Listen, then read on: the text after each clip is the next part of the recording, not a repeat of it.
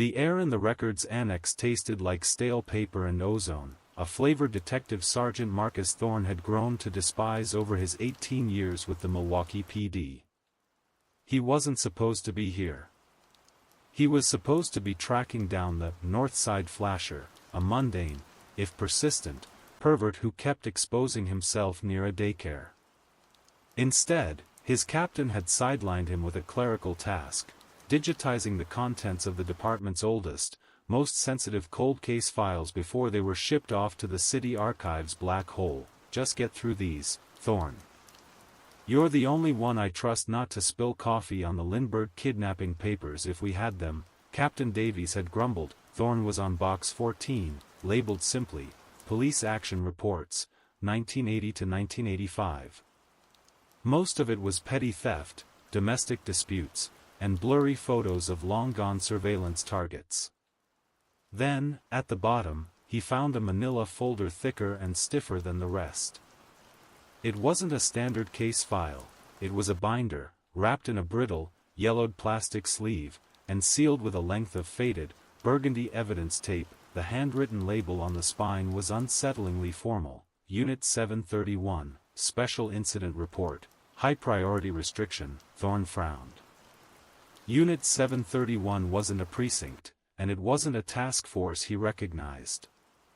He ran the number through the internal system on his tablet. Error. Unit 731 is not a registered code. Access to associated files is restricted. Contact Internal Affairs, Sector 9. Sector 9 was a placeholder for things the department didn't want to talk about. A graveyard for mistakes, cover-ups, and the deeply weird, intrigued despite himself. Thorne carefully peeled back the evidence tape, the dry adhesive cracking like an old bone. Inside, the binder was meticulously organized, unlike any police file he'd ever seen. The pages were heavy, expensive card stock, not cheap municipal paper. The first page was a single black and white photograph. It was a mugshot, but taken with a clarity that felt modern, not 1980s. The subject was a man in his late 20s, with deep-set eyes and a thin, severe mouth. He had a prominent, dark mole right under his left eye. The name typed below the photo was just an initial, Subject J. T. The accompanying report, titled Initial Observation and Isolation, detailed a series of strange, unconnected events from a 3-month period in 1983. Incident A, June 4, a fire in a downtown apartment building. 3 tenants died of smoke inhalation. Fire investigators noted a complete lack of combustible materials near the fire's origin point, which was the exact center of the apartment's living room carpet. Cause of fire was labeled undetermined/electrical anomaly. The apartment belonged to a Dr. Elias Thompson. Incident B, July 19, a security guard at a pharmaceutical research lab was found catatonic, curled in the fetal position. He was muttering a single phrase repeatedly, "The mirror is soft. The mirror is soft." The only thing stolen was a single data tape containing a file labeled JT, Phase 1. Incident C, August 28, a train derailment in a secluded rail yard. No casualties, but the investigating team found that a 30-foot section of the steel track had been sheared clean, not bent or broken, as if cut by an impossibly precise, non-thermal force. A small, dark mole was drawn in chalk on the side of the engine car, right under the headlight. None of the reports mentioned each other, but the original investigators of Unit 731 had cross-referenced them, connecting the dots that no one else had seen.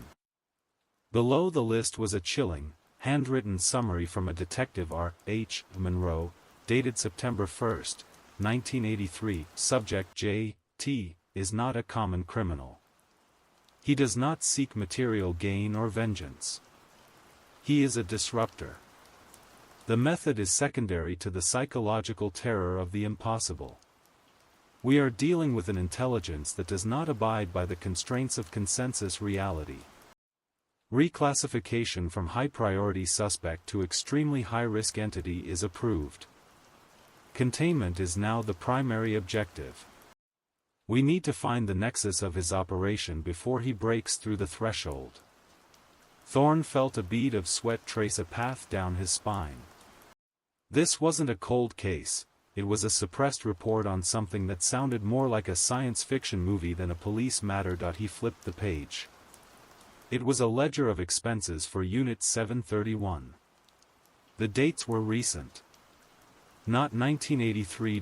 Date, October 25, 2025. Expense, 3,000 feet of RF shielding copper mesh. Location, Milwaukee City Substation 5. Date, November 1, 2025. Expense, 6 new generation electromagnetic pulse suppressors. Location, undisclosed secure facility. Today was November 9, 2025. The Unit 731 file wasn't just a record of a decades-old enigma. Someone, somewhere, was actively maintaining the unit and its expenses. The entity known as Subject JT, or the threat he represented, was not contained. Thorne picked up his radio, his hand shaking slightly as he pressed the transmit button. Dispatch, this is Thorne, Records Annex. I need a rapid response team and Captain Davies down here. I've found something that needs to be seen. It's related to Substation 5. The radio crackled. Copy that, Thorne. Substation 5. Be advised, Detective, Substation 5 went completely offline 7 minutes ago. Citywide blackout warning is being issued. What's your 20? A sudden, sharp ping echoed in the silent, dimly lit annex. It came from inside the folder. Thorne looked down. The manila cover, which he had placed flat on the desk, now had a single, dark, wet spot seeping through the paper. As he watched, the spot grew, forming the unmistakable shape of a small, perfect mole. Right under where the J.T. photo would be, the room plunged into darkness. The only light was the dying green indicator on his tablet, and in that fleeting glow, Thorne realized the faint metallic smell in the air wasn't ozone and paper. It was iron, and it was coming from the closed door.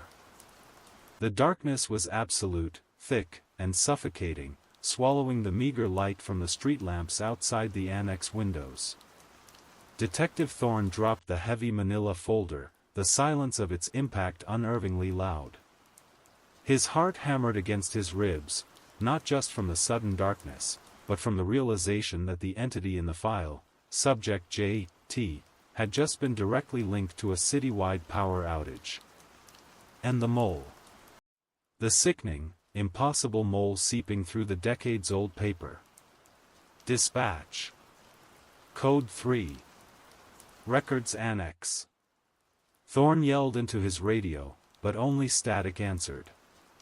The EMP suppressors listed in the file must have failed, or worse, the power failure was deliberate, a targeted strike against the city's infrastructure designed to eliminate any electronic resistance. That he fumbled for the flashlight on his utility belt.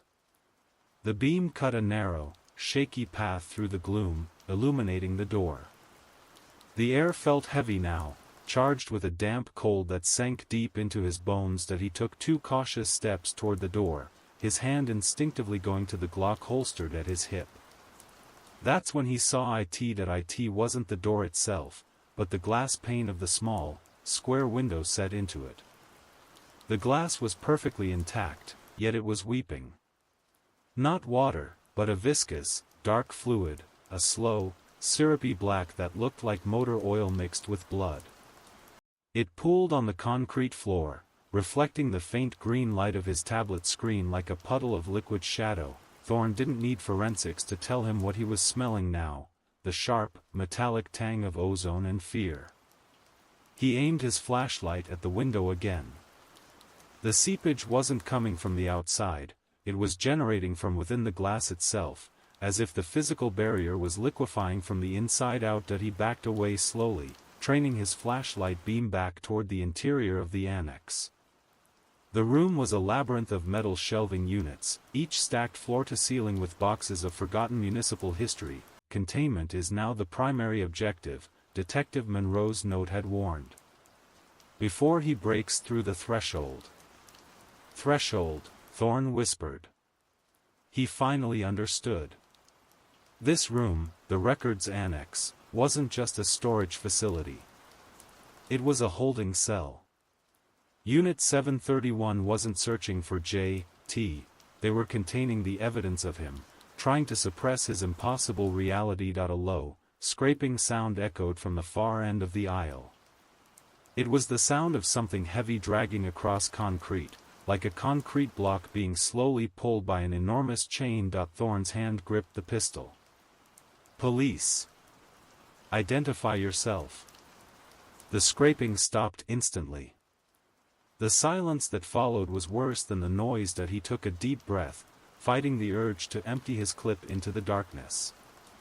He took 3 silent steps and pressed his back against a shelf labeled Evidence, Homicide, 1978. He edged forward, flashlight held high, aimed down the aisle. Nothing. Just the towering walls of boxes. Then, he heard a wet, clicking noise, much closer this time. It was coming from the aisle next to his. He quickly pressed himself flat against the boxes, peering around the edge of the shelf. The air in that aisle was shimmering, like the heat haze rising off asphalt on a summer day, despite the chilling cold. And in the center of the shimmer, something was forming. It started as a single point of absolute blackness, a non-reflection of light. The blackness expanded rapidly, tearing the shimmering air apart with a sound like tearing wet canvas. When the process stopped, it had taken the shape of an old office chair, a heavy, vinyl-backed chair with casters, the kind the department had phased out 20 years ago. The chair stood motionless for a terrifying beat. Then, the wheels began to spin, not rolling forward, but rotating wildly in place, faster and faster, generating a high-pitched, whining shriek. The speed was impossible. The chair should have shredded itself. Suddenly, the chair launched itself sideways, slamming into the adjacent shelving unit, the one Thorne was hiding behind, with the force of a small car. The metal shelf buckled inward, releasing a cascade of heavy, dusty boxes that exploded onto the floor around Thorne's feet. He stumbled back, coughing in the cloud of moldering paper dust. The chair was gone, vanished back into the heat shimmer, which was rapidly dissipating. As the dust settled, Thorne saw it in the narrow path of his flashlight beam, a small, dark mole drawn in chalk on the crumpled side of a box, exactly where the chair had hit. He backed away, the gun now fully aimed, pointing at the spot where the entity had materialized its attack. J.T. doesn't seek vengeance or gain. He is a disruptor. Thorne realized the attack wasn't meant to kill him, but to breach the containment, to free something the unit had hidden. He swung his flashlight back to the front of the binder he had dropped. The dark, wet mole on the cover was still weeping, but now, a fresh, clean line of blue ink was spreading from the mole, forming a single, perfect word over the file's title. The word was, Welcome. Thorne swallowed hard, the taste of metallic fear overwhelming. He looked up, his flashlight beam slicing the darkness toward the far wall, where he knew the heavy, old-school steel fire escape door was located. It was his only way out, but when his beam hit the door, he froze, a guttural sound caught in his throat. The steel door was gone. In its place was a brick wall.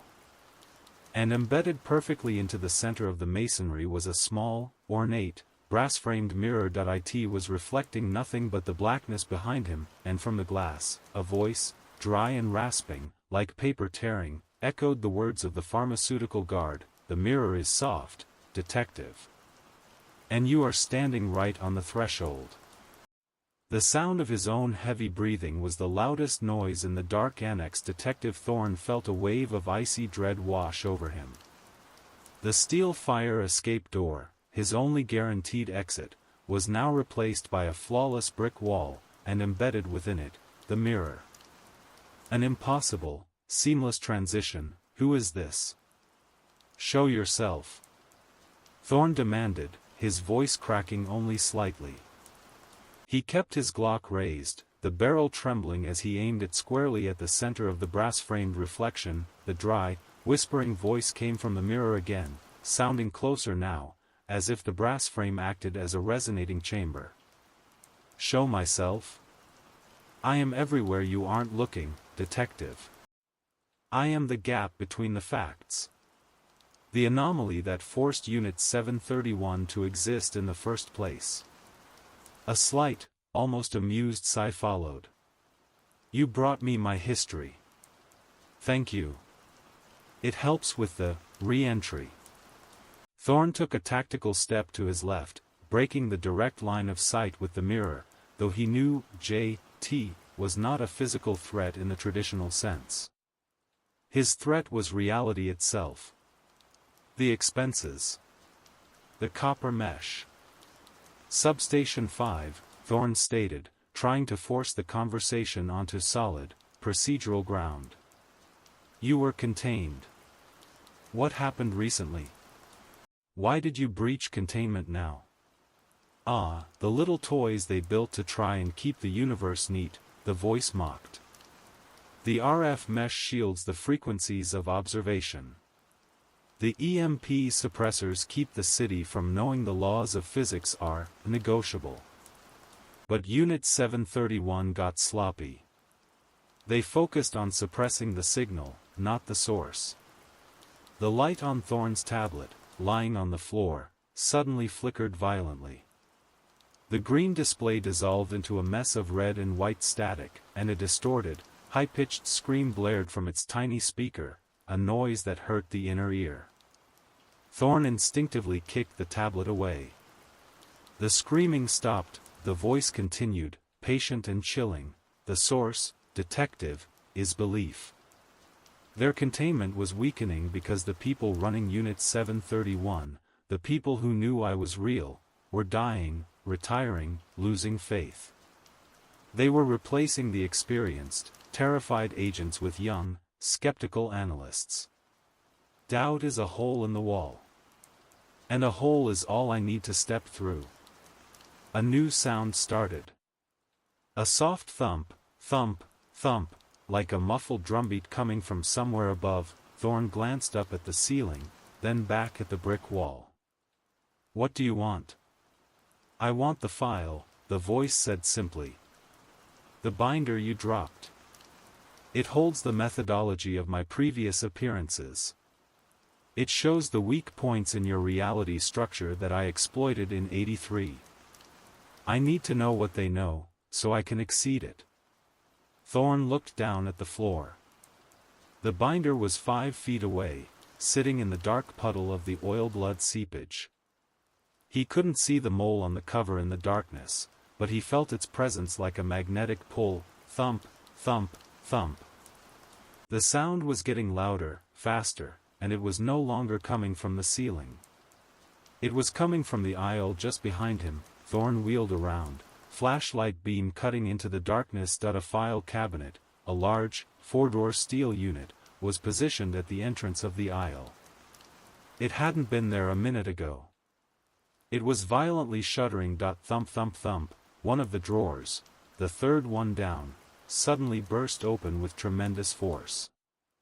It didn't slide out, it was projected like a cannonball.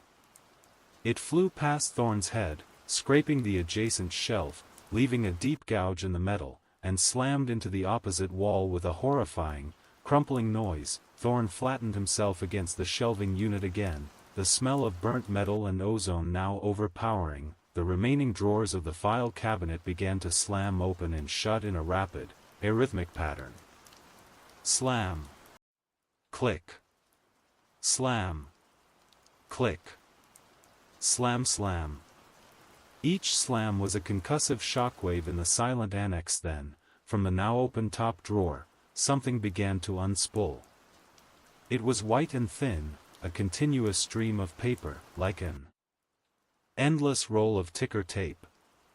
It flowed out of the cabinet drawer and snaked along the floor toward Thorne. As the paper got closer, Thorne saw that it was not blank.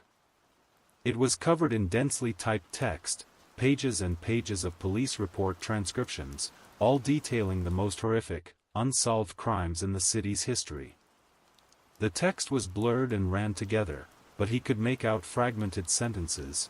The body was folded impossibly, no sign of forced entry, but the lock was soft, the mirror is soft, the stream of paper, the historical trauma of Milwaukee PD, was rapidly surrounding Thorne's feet, piling up in sharp, rustling dunes. The end of the paper roll was nowhere in sight. Then, the final, horrific detail, in the center of the continuous roll, printed perfectly at regular intervals, was the small, dark image of a single mole. The paper snaked right up to his boots, stopping inches away. Thorne knew he was trapped. If he moved, the paper, the manifest history of J.T.'s influence, would ensnare him. From the brick wall, the mirror gave one last, soft whisper, "The file, detective. Or you become part of the documentation."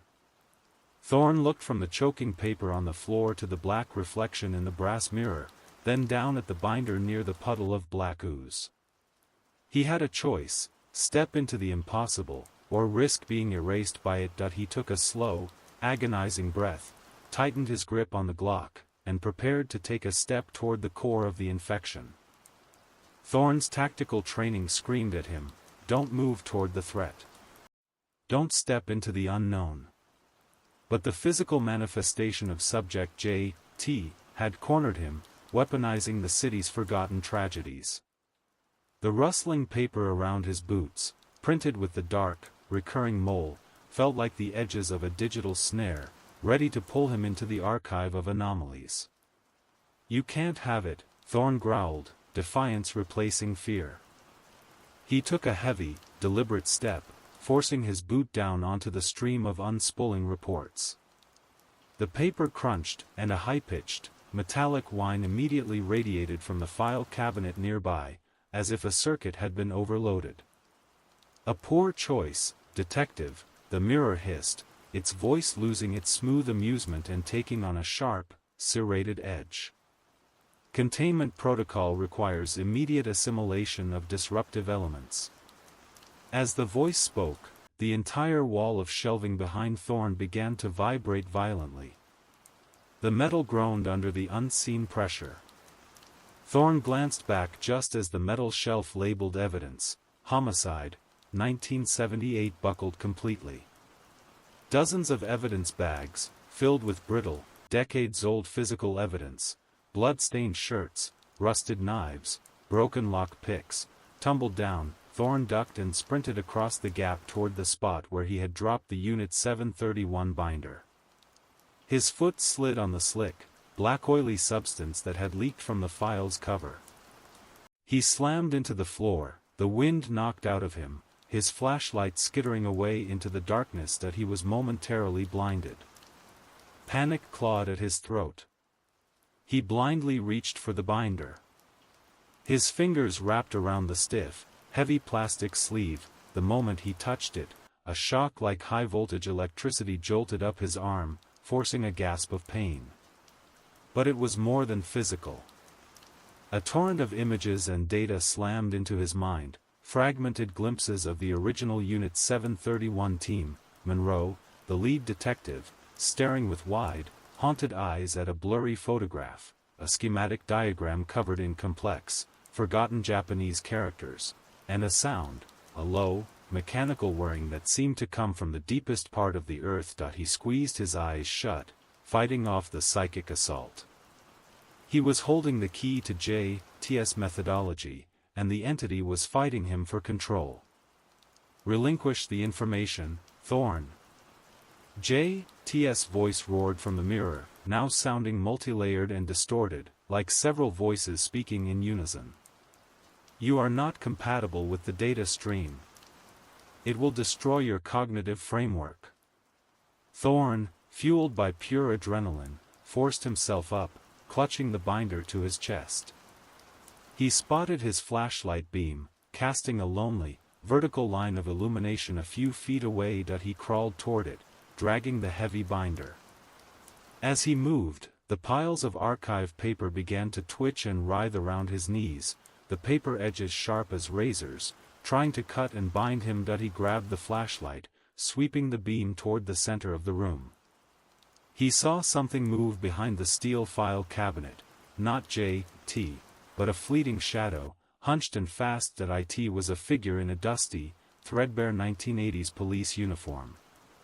Detective R.H. Monroe. Monroe was translucent, shimmering like heat haze, just like the manifestation of the chair, but he was holding something, a thick, cork-sealed glass vial, filled with a viscous, yellowish liquid. His eyes, wide and terrified just as in the mental image Thorne had received, were locked on the mirror.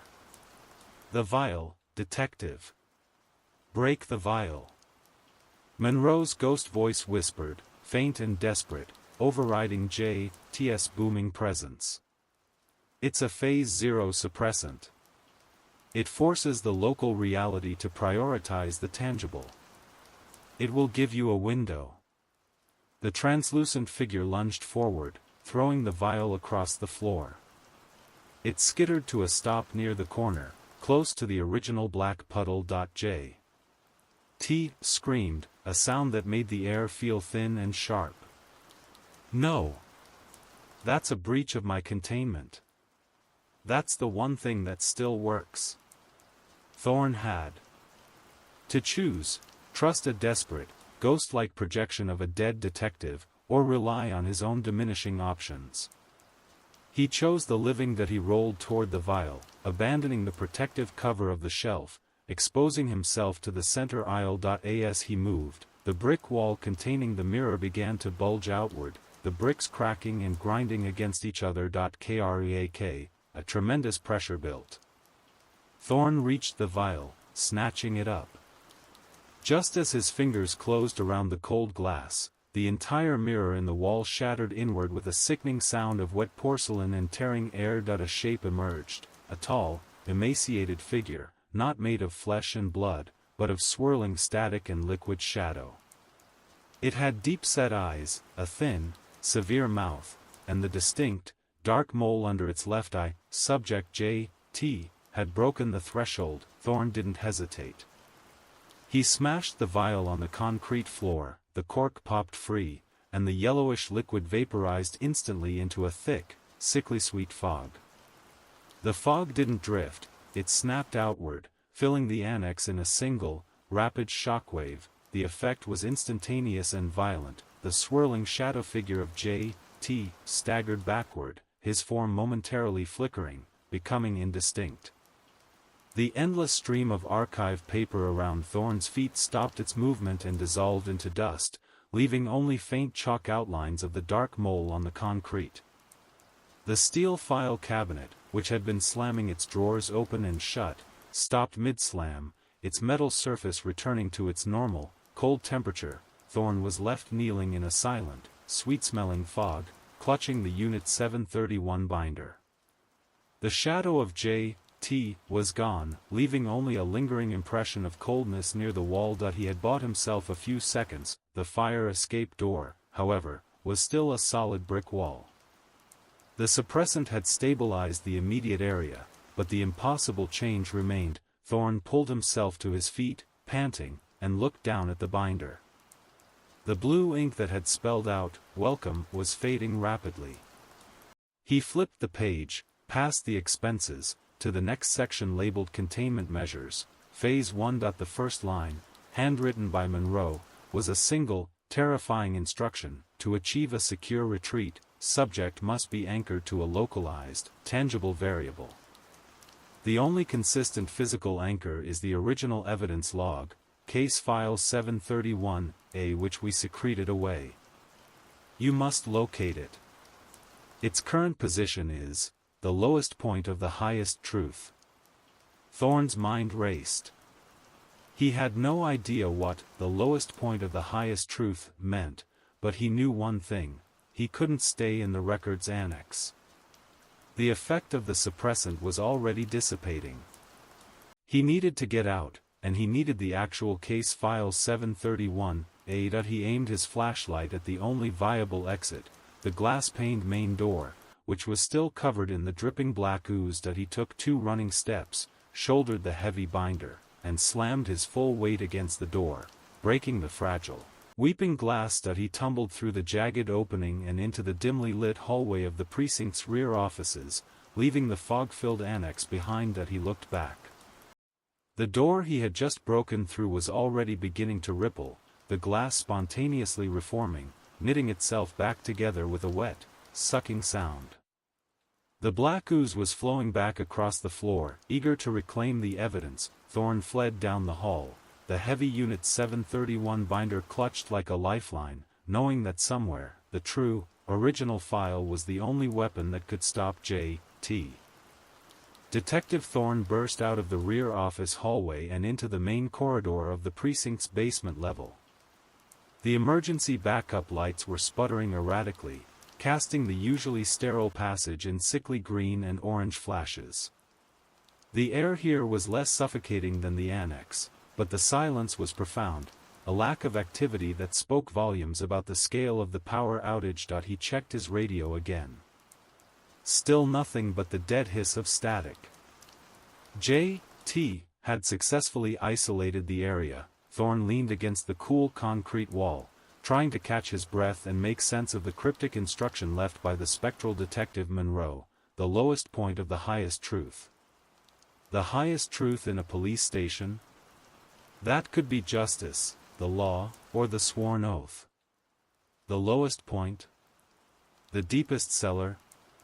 The most neglected corner? He ran through the precinct's blueprint in his mind. The basement had the records annex, the evidence lockup, and the firing range. The firing range. It was the lowest point physically, 2 stories below ground level, and it represented the highest truth of a cop's job, the commitment to training and the readiness to use deadly force, the ultimate execution of the law. He started toward the heavy, padded door of the firing range, the Unit 731 binder heavy and cold in his hands. As he moved, he passed a row of vending machines. The glass fronts were dark, the contents frozen in place. Then, he heard a sound, a soft, repetitive click-thunk. Thorne stopped, raising his Glock. He slowly approached the machines. One of the snack machines was active. Despite the blackout, the small digital display was glowing bright red. It read, Item 731 dispensing, the internal mechanism word, and a small, cellophane-wrapped item dropped into the retrieval tray. Thorne kept his gun aimed, but curiosity, and the chilling specificity of the number, drew him closer. He cautiously reached into the tray and pulled out the snack. It was a small, pre-packaged lemon cake, the kind sold individually. Its expiration date, printed on the wrapper, was August 28, 1983, the date of Incident C, the train derailment, but the packaging wasn't dusty or moldy. It looked brand new, the cellophane crisp and clean. And taped carefully to the outside of the wrapper was a small, square photo. It was a faded picture of a young woman, maybe early 20s, with vibrant, kind eyes and a cascade of dark, curly hair. She was smiling, holding a small trophy, presumably for some kind of shooting competition. Her name was handwritten on the back, Officer Anya Sharma. As Thorne looked at the photo, the red digital display on the vending machine flickered again. The text changed to a single, urgent phrase, remember the sound. Thorne pocketed the photo and the cake. Officer Anya Sharma. He'd never heard the name. Another forgotten casualty, perhaps part of Unit 731? The highest truth might not be abstract, it might be personal. He reached the firing range door. It was secured with a heavy magnetic lock, which should have failed in the power outage, leaving the door unlocked. But the lock was humming, glowing with a soft, residual red light, holding the door fast. J.T. was actively stabilizing and weaponizing the building's critical systems. Thorne had to bypass the lock manually.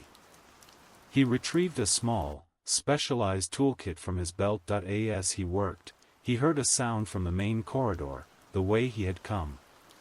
It was the same wet, sucking sound of reforming glass, followed by a heavy, resonant thump-thump-thump, the impossible drumbeat of J.T. coming closer that he worked faster, trying to pick the reinforced lock. His hands were slick with sweat. Suddenly, a voice, clearer than the dry whisper from the mirror, spoke right into his ear. It was a woman's voice, worried, but firm. "It's not the lock, detective. It's the circuitry. It's running off an anomalous power source. You have to create an opposing anomaly." Thorne froze. He slowly turned his head. Officer Anya Sharma was standing right next to him. She was translucent, illuminated by the flashing emergency lights, dressed in the crisp uniform from her photo, but her eyes held a profound, distant sadness. "You're the ghost in the machine," Thorne murmured, recognizing the manifestation of Monroe's Phase Zero suppressant. "I am the anchor, detective," Anya whispered. "I was the first to realize J.T. wasn't a man, but a distortion. I tried to anchor him to the one thing he couldn't corrupt, the reality of the training. My last action was to lock down the file." She pointed to the Unit 731 binder in his hand. "That's the data. The original case file 731A is the physical anchor. It's in the range. It's sealed in a lead-line drum behind the main target banks, 2 stories deep. J.T. can't touch it if the area is acoustically reinforced." "Acoustically reinforced?" Thorne asked. "The shooting range soundproofing?" Anya nodded sadly. "And the sound. The vending machine told you. Remember the sound. The one sound J.T. cannot override." She placed her translucent hand on the humming lock. The red glow intensified. "You have to overload the sensory input. It hates noise.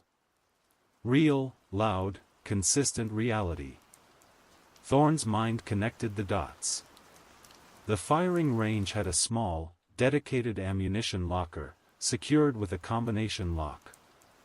The .308 rounds, Thorne realized. The heavy rounds for the sniper rifles. The noise is immense. Anya smiled faintly, the translucent sadness receding a little. "Now you're thinking like Unit 731. Go. He's at the end of the hall." Thorne didn't wait. He plunged his multi-tool into a service panel near the door, tearing out the secondary wiring. The humming lock immediately died, and the heavy door clunked open that he burst into the stairwell just as the rhythmic thump-thump-thump of the invisible entity reached the corner of the corridor. As he slammed the door shut behind him, he heard a sound he hadn't heard before, the wet, sickening slurp of the black ooze beginning to pool and seep under the door. He was 2 levels from the lowest point of the highest truth, with the key information in his hands, and the full, unbridled force of Subject J.T., now actively pursuing him. He had to trust a ghost, a stale lemon cake, and the terrifying sound of a sniper rifle. Thorne plunged down the concrete stairs, the heavy rubber soundproofing on the walls muffling his frantic footsteps. The stairwell was lit only by the faint, shimmering glow of his flashlight beam and the ghostly luminescence of Officer Anya Sharma, who floated silently a few steps ahead of him, guiding the way. "How long will the suppressant's effect last?" Thorne asked, his voice echoing sharply in the confined space. Anya's form wavered slightly. "The Phase Zero effect decays exponentially without a constant infusion. J.T. will be fully capable of structural manipulation again in less than 5 minutes. We need to be loud, detective. Very loud." They reached the sub-basement landing. This area was smaller, colder, and noticeably more reinforced. The air smelled strongly of lead, solvent, and old gunpowder. The firing range itself was behind a blast door, a thick, steel barrier designed to contain errant high-caliber rounds. Next to it was a keypad and a small, heavy steel door marked ammunition storage. Thorne sprinted to the storage door. He quickly spun the combination lock, remembering the protocol from his training days. It opened with a heavy, satisfying clank. Inside, racks of various calibers were shelved neatly. He found what he needed, a box of high-velocity, armor-piercing .308 rounds for the department's long-range rifles.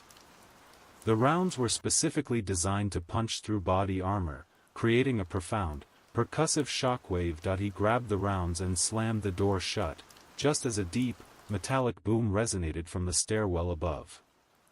J.T. was testing the structural integrity of the upper blast door.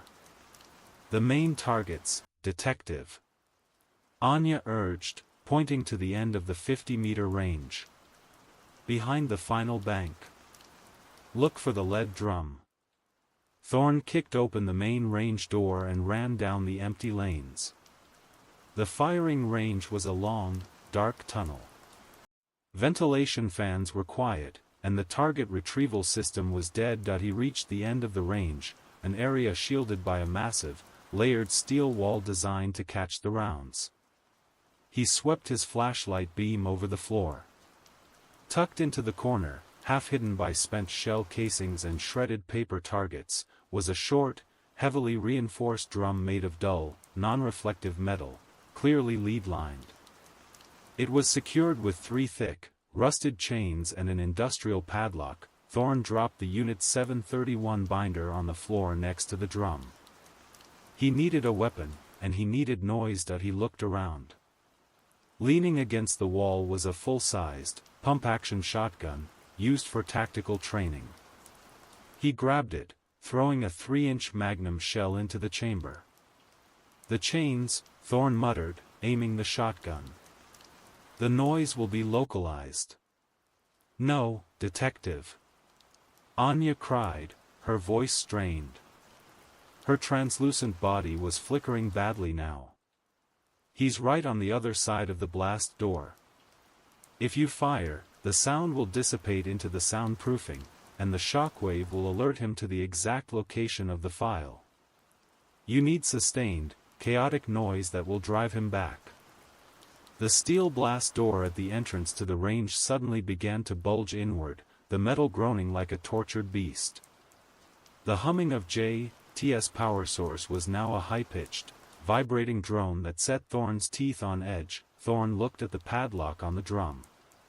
He had no way to pick it fast enough. He looked at the Unit 731 binder. He had the information, but not the anchor. Then, he remembered the .308 rounds. The heaviest caliber in the building. He ran back to the firing lanes, ignoring the groaning door. The target retrieval system, though dead, still had dozens of empty wooden frames standing ready along the track. Thorne grabbed the nearest wooden frame. Using his tactical knife, he quickly wedged the trigger guard of the pump-action shotgun deep into the wood. He then took the Unit 731 binder, the document of J.T.'s power, and used its hard spine to secure the shotgun stock tightly against the wood frame. The entire makeshift apparatus was now leaning precariously on the range floor. He fed the .308 rounds, not into a rifle, but into the magazines of the smaller, lighter M4 carbines that were also present for training. "Anya, you said sustained, chaotic noise," Thorne said, looking at her flickering image. "He is a creature of order, the chaos of the impossible," she replied. "An opposing, real-world chaos will suppress him." Thorne set up 4 M4 carbines, propping them against the wooden frames, all aimed downrange at the thick steel wall, away from the lead drum. He taped the trigger of each M4 back with electrical tape, forcing the weapon into sustained automatic fire. He had created a time delay, automated assault of pure, physical noise. He inserted a fully loaded .308 magazine into the first M4. He set the 4 guns to fire a few seconds apart, giving him a chance to retreat. The first M4 began its furious rat-tat-tat-tat. The noise in the closed range was deafening, the muzzle flash momentarily blinding. The blast door at the entrance immediately stopped bulging. The high-pitched drone outside ceased. The sound of the weapon's discharge, real, physical force being converted to noise, was an overwhelming counterforce to J.T.'s psychic attack. Thorne ran back to the lead drum. Rat-tat-tat-tat. The second M4 fired.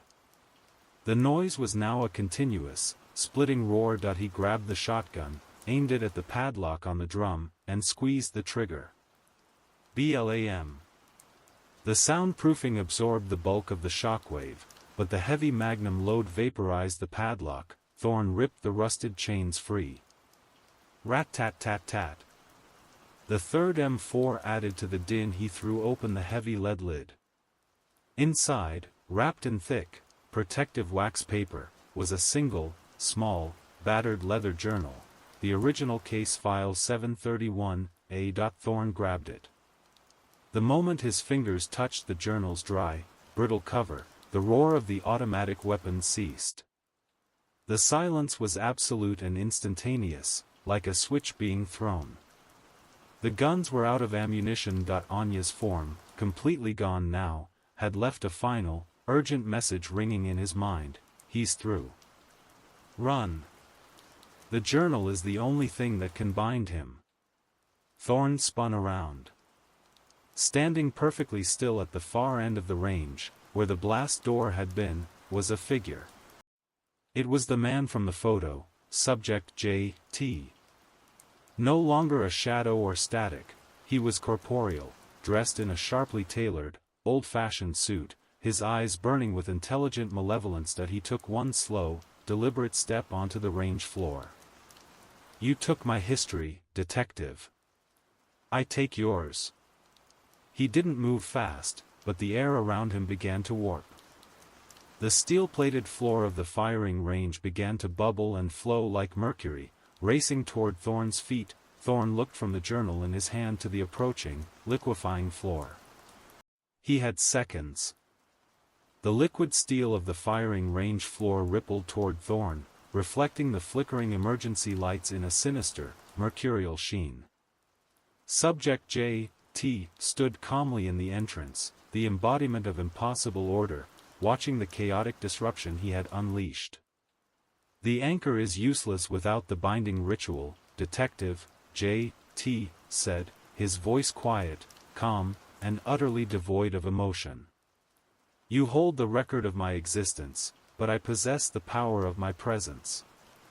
Thorne clutched the heavy leather journal, case file 731, and backed up against the reinforced target wall. He knew he couldn't outrun the liquefying floor. He had to create a distraction, a break in J.T.'s focus. He looked down at the empty shell casings littering the floor. You like order, don't you, J.T.?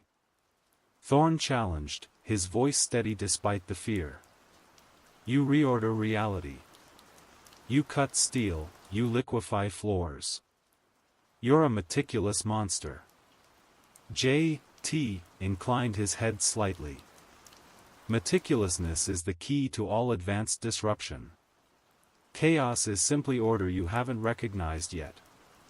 Then you'll appreciate this, Thorne said. He took a handful of the spent .308 shell casings, heavy brass cylinders, and hurled them as hard as he could at J.T.'s head. The casings flew through the air, but just before they reached the entity, the space around them shimmered. They didn't hit J.T., they stopped abruptly in mid-air, rotating slowly, perfectly equidistant from each other, forming a flawless, metallic corona around his head. J.T. smiled, a chilling, thin-lipped expression. A lovely geometric arrangement. Predictable. Thorne hadn't expected the casings to hit. He was looking at the lead drum he had just opened. The thick, heavy lead lid was still lying on the floor. As J.T. admired his new crown of brass, Thorne lunged, grabbed the lead lid, and swung the heavy metal disc like a medieval shield, slamming it into the liquefying steel floor just as the wave of mercury-like metal reached his feet. The impact was loud, non-anomalous, and real.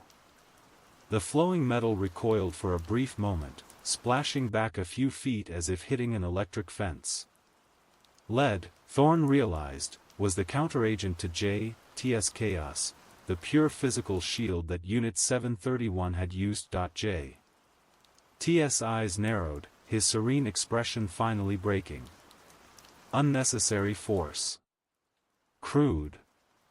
It's not just the metal, Thorne said, panting.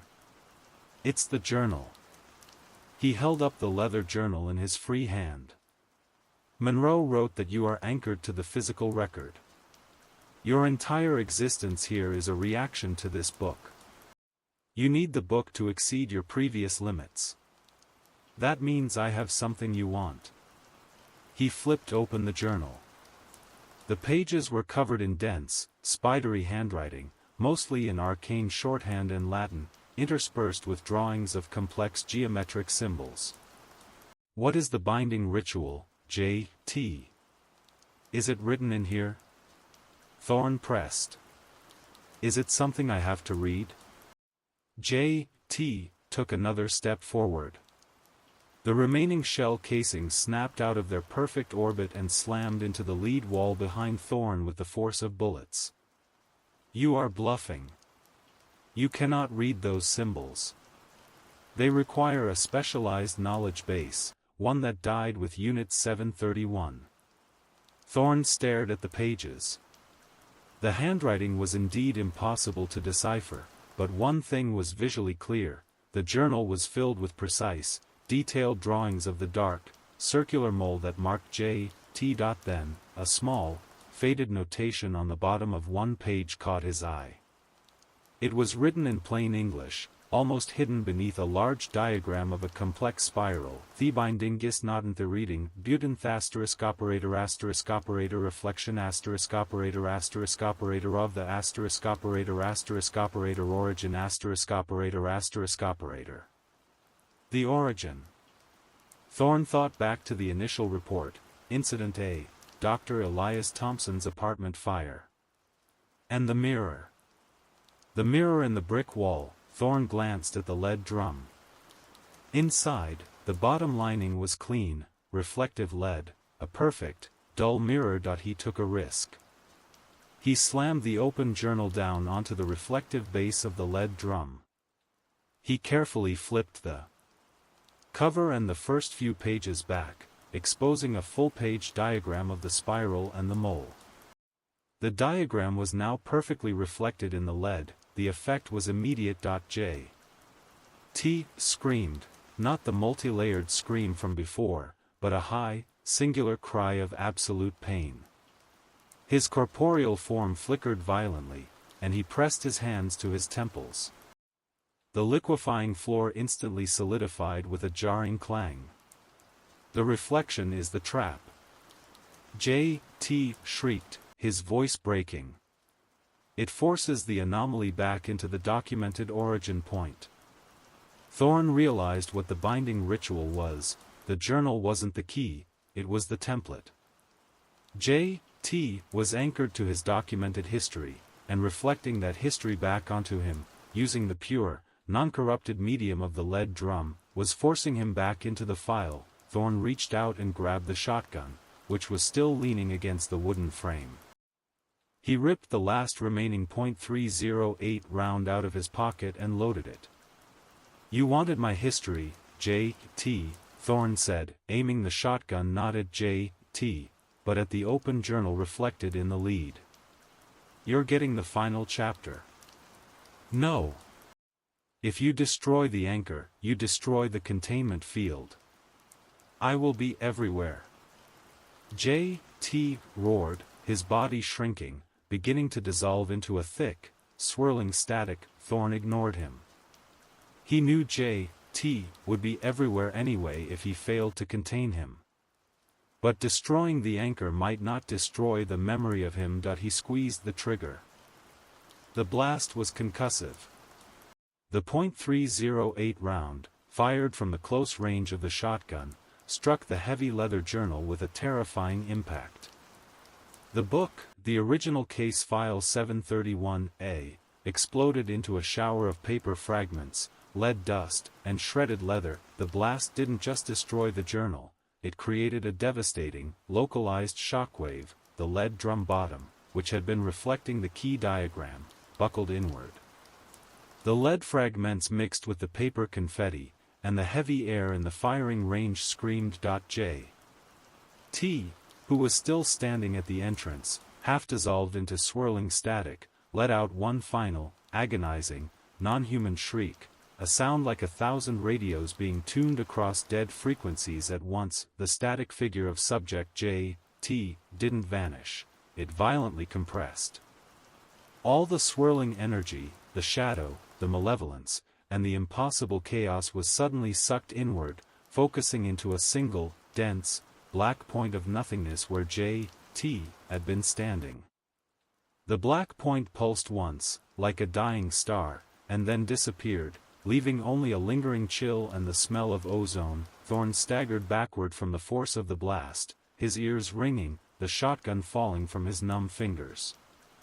He was coughing and spitting out lead dust that he had destroyed the anchor. J.T. was gone, but the promise of his return, the fear that he was everywhere, now settled over Thorne like a pall. The containment was broken, but he looked around the firing range. The liquefying floor was now fully solid, though uneven and warped. The blast door at the entrance was still severely dented, but intact. The emergency lights flickered back to a steady, if dim, orange glow. The power was partially restored, or at least J.T.'s influence over it had ceased. Thorne stumbled over to the range door and pushed it open.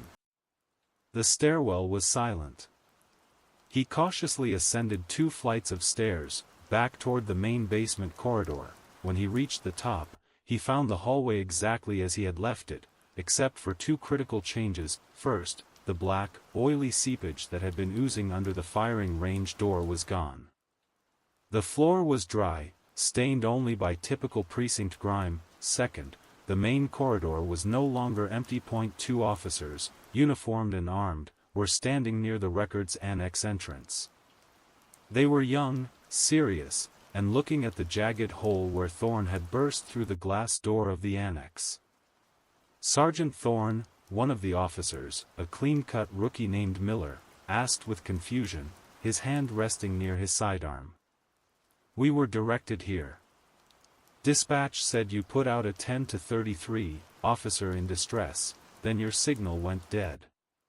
What happened to the annex door?" Thorne lowered his hands, trying to regain his composure. His ears were still ringing, and the smell of gunpowder was heavy on his clothing. He was covered in lead dust and sweat, and the Unit 731 binder was still in pieces on the firing range floor. "We had a structural anomaly," Thorne rasped, trying to choose his words carefully. "Related to the power surge that hit Substation 5. It was localized. I initiated a lockdown procedure." He realized he couldn't tell them the truth, not the truth about J.T., the sentient geometry, the mirror, or the ghost of Officer Sharma. He sounded insane even to himself. Miller looked skeptical, glancing at the shattered glass and the heavy grime on Thorne's face. "The power outage was citywide, Sergeant. It hit the grid, not just the precinct. Substation 5 is back online now, but, what's that on your uniform?" Thorne looked down. "Lead dust." He swiped it off, then, his gaze fell back on the Records Annex door. The glass he had broken was now replaced with a perfect, pristine pane of new glass. Seamlessly installed, Miller pointed to the newly replaced glass. "Someone was fast with the cleanup, sir. That was glass shards everywhere just a minute ago." Thorne froze. He hadn't just broken the door, he had seen the broken glass on the floor when he ran past. There was no way a cleanup crew could have been here. And replaced the pane in the 15 minutes he had been in the sub-basement. He walked slowly toward the annex door, ignoring the officers. He looked inside. The shelves were perfectly aligned. The mess of papers and evidence bags he had witnessed falling had been meticulously returned.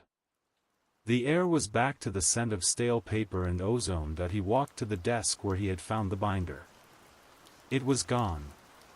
The original Box 14, which had contained the horrifying Unit 731 folder, was sitting innocently on the desk. He looked inside. The contents were mundane, petty theft reports, blurry surveillance photos. No heavy, plastic-sleeved binder. No warning label, just a file folder labeled the Northside Flasher. The memory was suppressed. J.T. hadn't just been contained, his entire documented existence had been retracted from this part of reality. Unit 731's final, desperate protocol had worked, but it had come at the cost of the original anchor. Thorne turned back to the officers. It was a deep cleaning drill, officers. We were testing the emergency response to a localized disruption. Everything is secure. Go back to your duties. He walked past them, his face pale. He needed air. He needed a place to process the impossible. As he walked up the main stairs, heading for his office, he patted his jacket pocket. He had one piece of tangible evidence left from the nightmare, the pre-packaged lemon cake with the date 8/28/1983. He pulled it out. The wrapper was gone. The cake was now sitting bare in his palm. It looked fresh, but as he examined it, he saw a minute hole in the top, no bigger than a pinprick. He pressed his thumb against the cake. His thumb went right through, sinking into a soft, unnatural center. Thorne looked down at the cake, and saw, reflected in the moist, dark center of the soft cake, a small, dark mole. A whisper, faint but clear, tickled the edge of his hearing. I am the anchor, detective. And I am always hungry for what's next. Detective Thorne slammed his office door shut, leaning against the cool metal, the lemon cake, the last remnant of his descent into the impossible, clenched in his hand. The sun was setting over Milwaukee, but his office window offered only a view of the streetlights flickering back to life. The city was returning to normal, blissfully unaware that its foundational laws of reality had just been momentarily suspended. He threw the cake onto his desk. It landed with a soft, disturbing squish. The reflected mole in the dark center was gone, but the unnatural softness remained. Thorne pulled out the only other evidence he had, the faded photo of Officer Anya Sharma. Her image was still there, smiling, holding her trophy. The ghost of Unit 731. He needed answers that his current reality, the one where J.T. was just a missing file, couldn't provide. He needed to find the living remnants of Unit 731. He sat down at his computer, his hands trembling slightly, and typed a single name into the restricted internal personnel database. R.H. Monroe, results. 1 record. Monroe, Robert H., Detective Sergeant, retired. Last known address, Shorewood, W.I. Thorne grabbed his keys. He wasn't going to call. He was going to pay a visit. He drove across the city, the silence of the re-energized streetscape unnerving. He was listening for the thump-thump-thump that never came. He was looking for a shimmer of heat haze that didn't appear.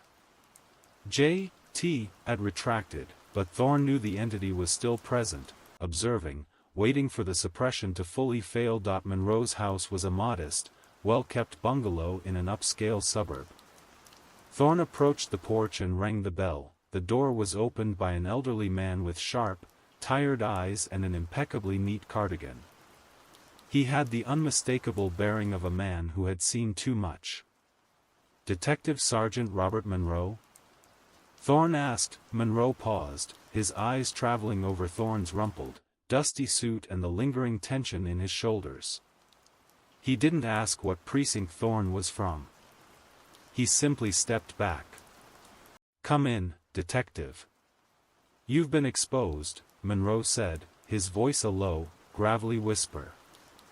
I saw the initial power fluctuation. The substation 5 trigger. J.T. is awake. Monroe led Thorne into a small, dark study.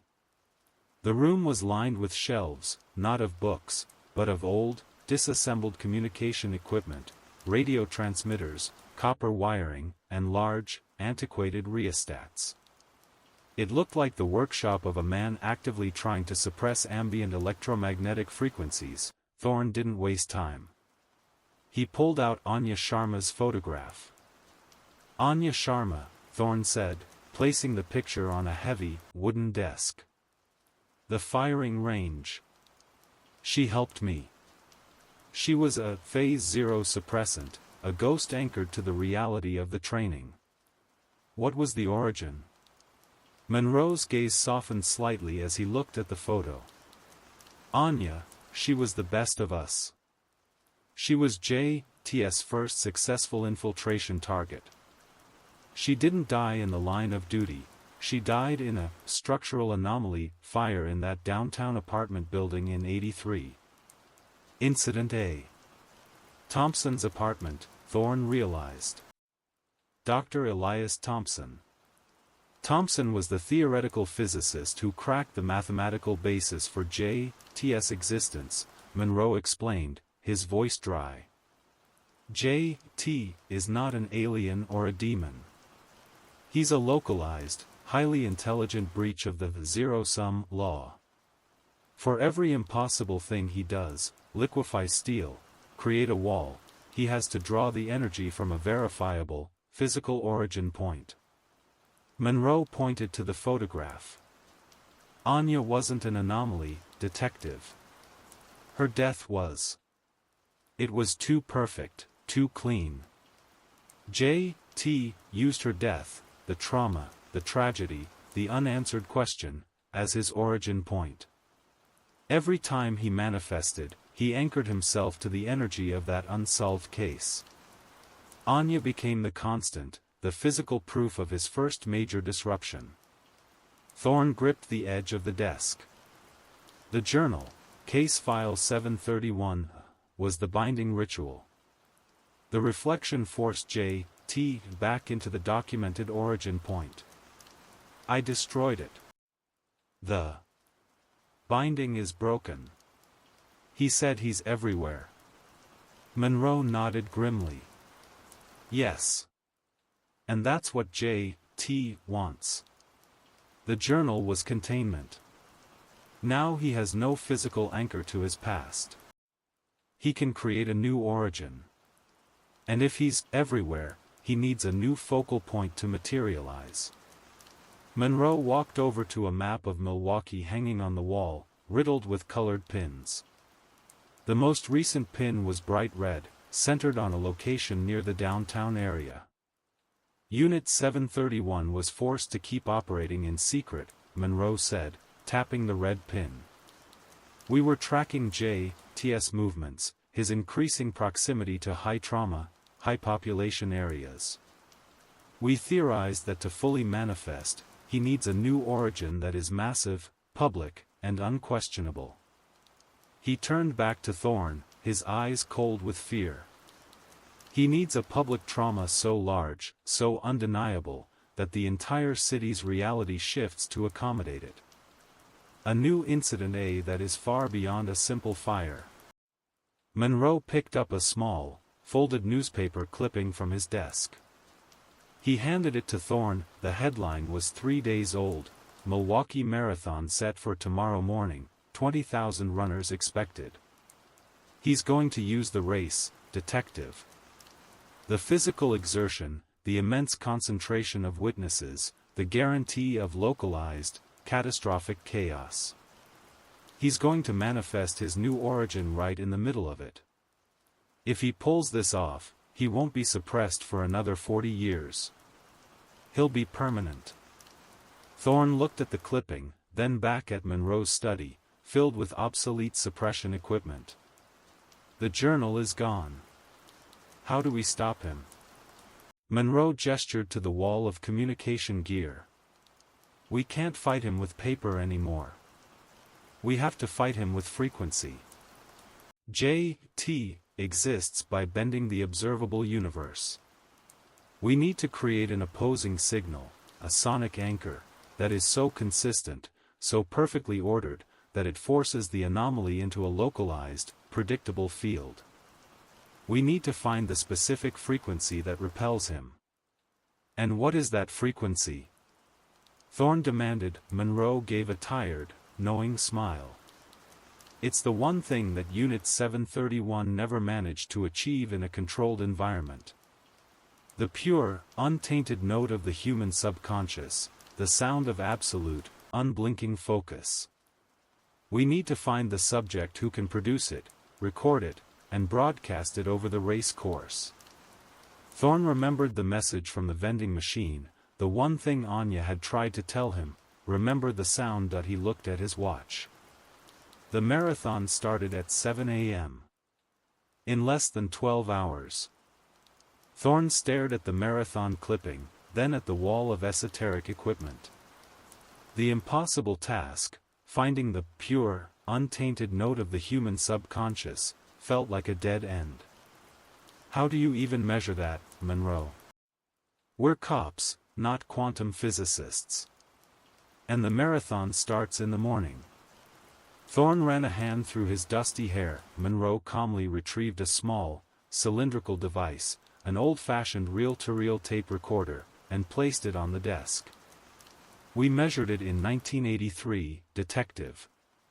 That was Unit 731's final theory, that JTS influence could be suppressed by a frequency so precise, it's only generated when the human mind achieves absolute zero-state focus, a point where the now is the only thing that exists.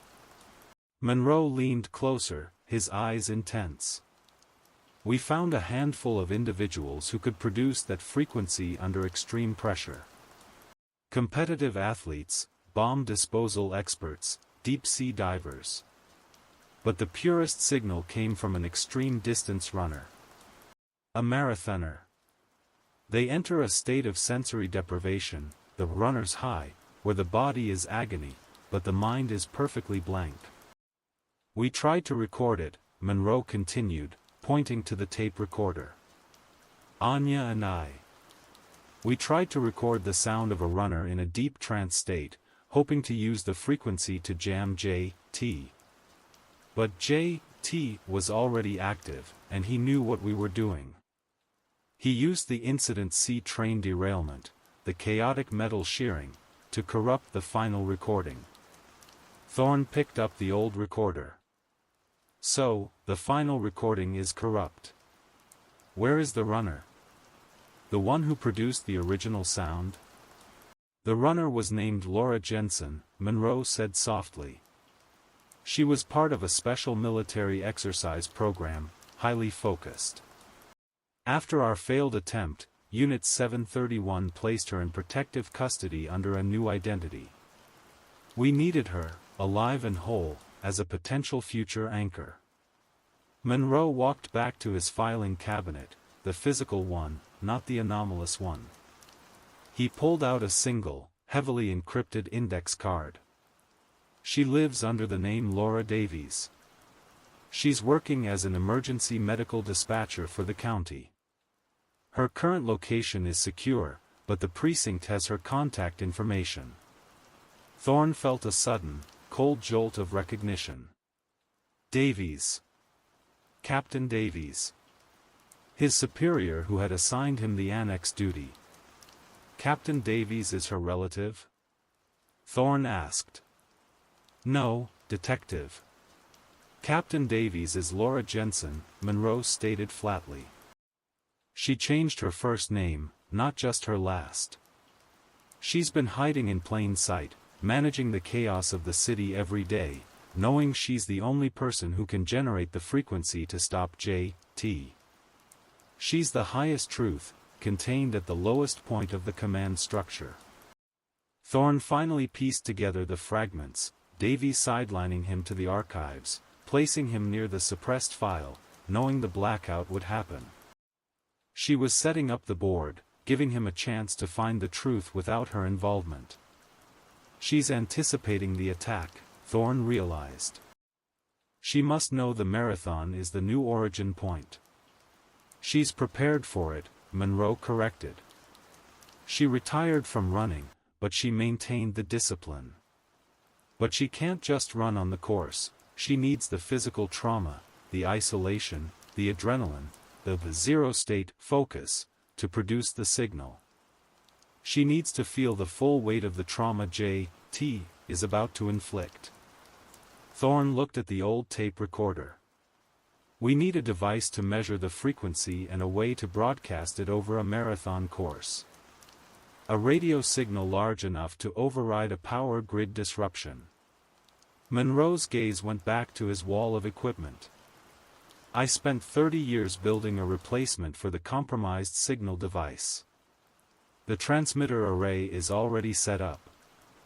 I built it in the one place I knew J.T. couldn't touch, the place I knew you'd end up. He pointed to a large, disassembled radio dish in the corner. The transmitter is fully integrated into the electrical system of Substation 5. The physical shield of the RF mesh is still there, but now it acts as an amplifier.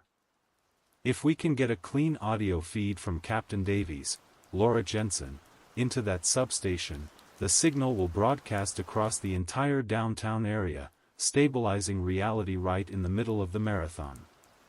Thorne looked at the time on his watch. 4 a.m. 3 hours until the marathon started. We need a vehicle and we need to get to Davies, Thorne said, grabbing the tape recorder.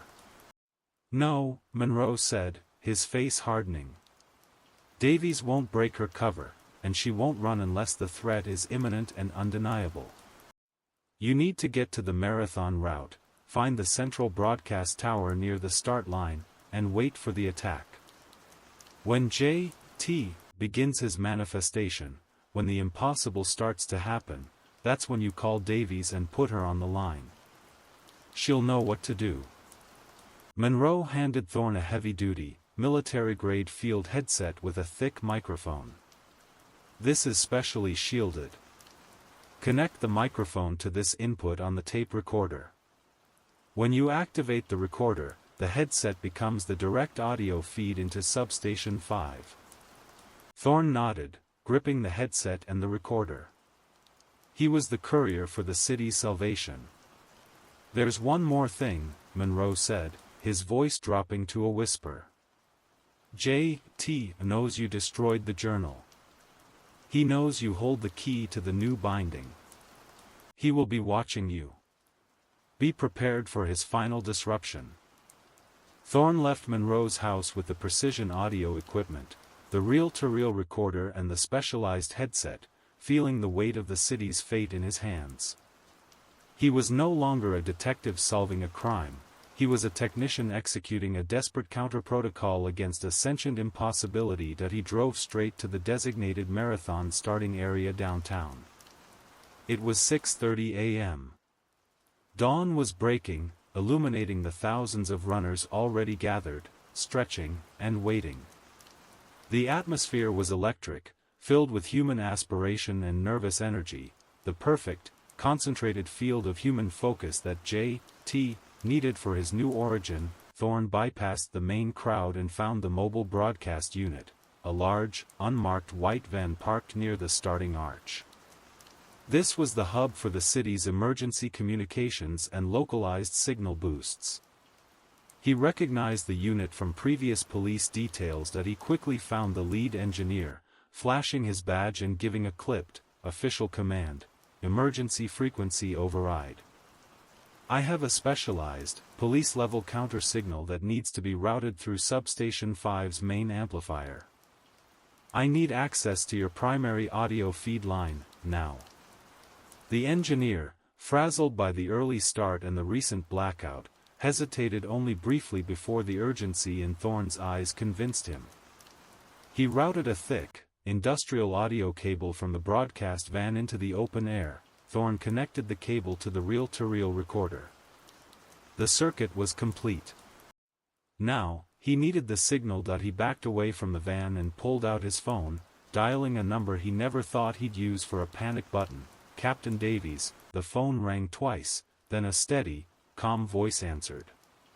Davies. Captain, it's Thorne. Substation 5 is primed. The transmitter is active. JT is here, and the marathon is the origin point. A heavy sigh came over the line. I knew it would come to this, Sergeant. I put you on that file for a reason. You're the one person who knows how much to trust the impossible.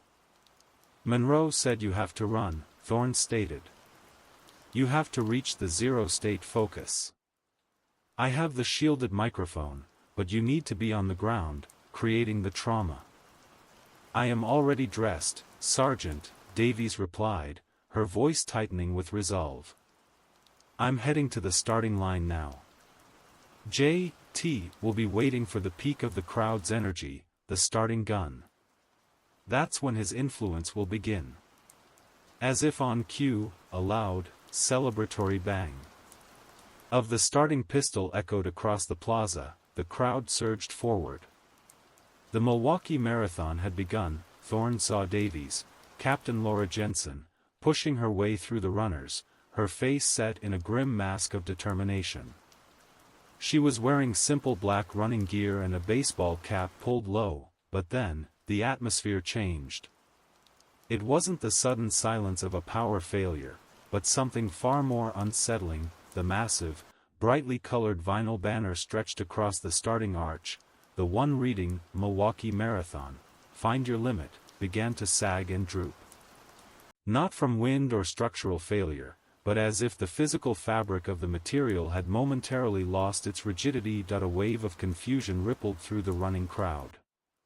Runners started stumbling, not because they tripped, but because the asphalt beneath them began to subtly vibrate and distort, visually shimmering like a mirage. JT was manifesting. Thorne saw the telltale sign, a single, dark stain, like a drop of ink, forming in the middle of the bright yellow paint line marking the start. The stain rapidly grew, forming the shape of the dark mole. Thorne ran toward Davies, tearing open the case for the specialized headset. Captain. Now. Get the zero state. Davies looked back at the dissolving banner and the unnerved runners. She took the heavy headset from Thorne, placing the earpieces over her ears and positioning the thick, military-grade microphone close to her mouth. She didn't hesitate.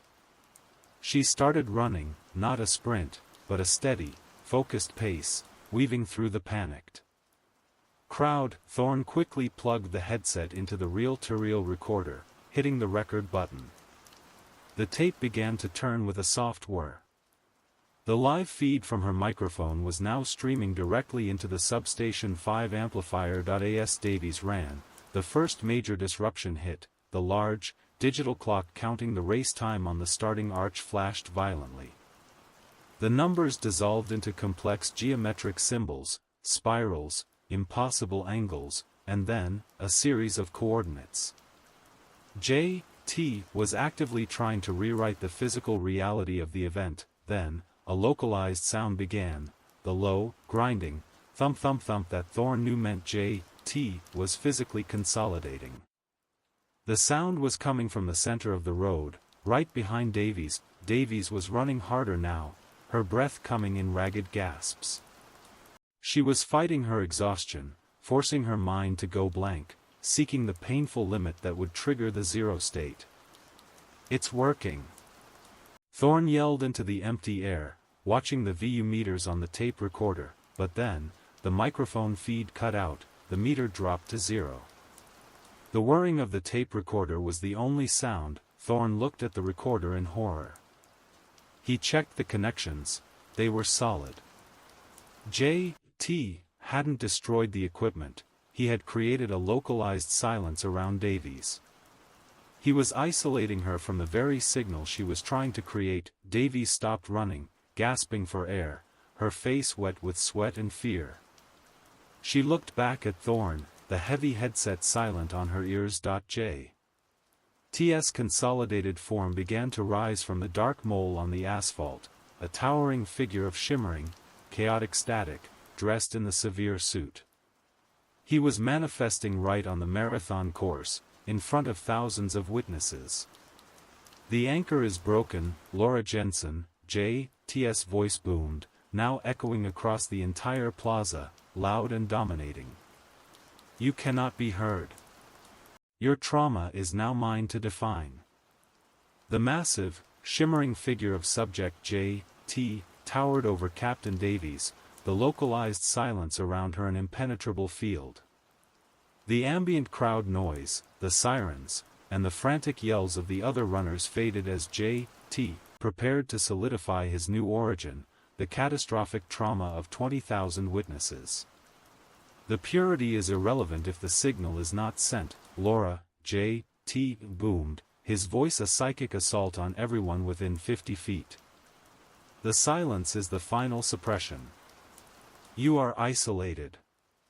Thorne saw the darkness coalescing in J.T.'s hand, a sphere of compressed shadow, ready to strike the ground and unleash impossible chaos. Thorne glanced at the dead reel-to-reel recorder, then at the headset cable, then at the small, soft lemon cake still clutched in his left hand, the final, corrupted anchor.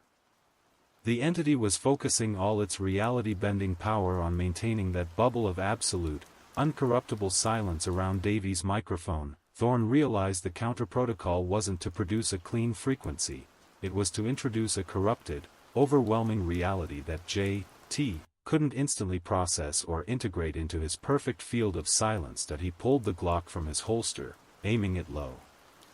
Not at J.T., but at the pavement 3 feet behind the captain. "You like order, J.T.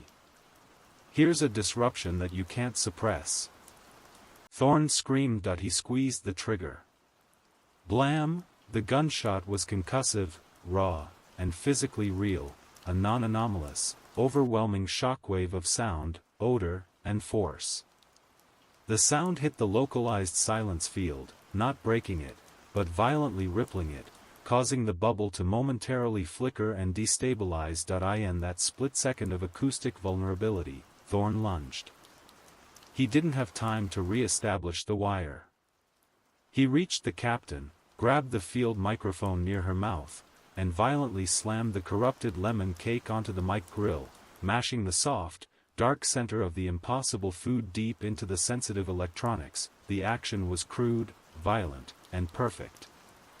The mic, now jammed with the physical remnant of J.T.'s earlier manifestation, couldn't produce a clean sound. Instead, the electrical circuit shorted, creating a blinding flash of light and a deafening, white noise. A pure, agonizing feedback loop that surged directly into the Substation 5 amplifier. The feedback was the opposite of the pure tone, but it was massive, immediate, and utterly real. It was sonic trauma. J.T. screamed, 1,000 radio tuning sound, louder and more desperate than ever before. The shockwave of the feedback slammed into the entity, causing the massive figure to violently compress, not into a sphere of nothingness, but into a jagged, three-dimensional geometric shape, a hypercube made of solid, pulsating black light. Captain Davies, triggered by the explosion and the sonic chaos, finally achieved the zero state. Her eyes went completely blank, her consciousness receding into pure, mechanical focus, ignoring the pain, the noise, the impossible being in front of her. Her mind produced the pure, untainted note, a clean, high-frequency whine, that was immediately picked up by the damaged microphone, overriding the feedback and flooding the Substation 5 transmitter array. The broadcast hit J.T.'s compressed hypercube with the force of an electron collision. The cube violently imploded, vanishing without a trace. The distorted banner over the start line snapped back to perfect tension. The asphalt stabilized, and the thousands of runners who had stumbled suddenly picked up their pace, their minds seamlessly editing out the 5 seconds of reality-bending horror. The marathon continued. The sun rose. The world was normal. Thorne helped the catatonic Captain Davies to a stop. Her eyes were still blank, staring at a distant, unseeable horizon. She had done her duty, but she was broken. Thorne turned off the reel-to-reel recorder. The engineer rushed over, aghast at the destroyed equipment. What was that signal? Sergeant. It fried 3 boards. Containment, Thorne muttered, looking at Davies. He pulled the reel of tape from the recorder. The final sound was a perfect, continuous, high-pitched whine, the 0-state frequency, now physically recorded. He had an anchor, and a weapon. Thorne walked away from the marathon, carrying the physical record of J.T.S. suppression. He stopped at a quiet bench, looking at the tape. He unspooled a small length of the magnetic tape. On the surface of the dark brown plastic, visible only in the sharp morning light, were minute, repeating blemishes, tiny, dark marks that looked like flecks of carbon dust. He pulled out his police badge and carefully pressed the end of the tape against the highly polished metal. The tiny marks transferred instantly, adhering to the center of the badge like permanent specks of dirt. Thorne looked at the center of the transferred speck on his badge. He saw, reflected